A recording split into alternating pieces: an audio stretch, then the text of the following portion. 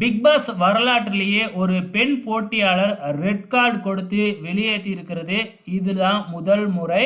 So VJ Parvati Kamrudeen இவங்க 2 பேருக்கும் at ஏ டைமில் ரெட் கார்டு கொடுத்து வெளியேற்றி இருக்கிறாங்க. ஸோ 2 பேர் அட் ஏ டைமில் ரெட் கார்டு கொடுத்து வெளியேறி இருக்கிறதும் இதுதான் முதல் முறை. ஆனால் இதில் என்னெல்லாம் நடந்திருக்கு அப்படிங்கிறத பார்க்கலாம். முதல்ல கம்ருதீனுக்கு மட்டும்தான் ரெட் கார்டு கொடுக்கணும் அப்படின்னு சேனல் தரப்பு முடிவு பண்ணி வச்சுருந்தாங்க. ஏன்னா கம்ருதீனுக்கு ஆல்ரெடி நிறையா முறை வார்னிங் கொடுத்துட்டாங்க. அப்பயும் திரும்ப திரும்ப இதுவே பண்ணிக்கிட்டு இருக்கிறதுனால கம்ருதீனுக்கு ரெட் கார்டு கொடுத்துருவோம், விஜே பார்வதிக்கு வார்னிங் கொடுப்போம் அப்படிங்கிற மாதிரி சொன்னாங்க சேனல் தரப்பு. ஆனால் விஜய் சேதுபதி கம்ருதீன் இப்படி பண்ணுறதுக்கு முழு காரணம் விஜே பார்வதி தான்.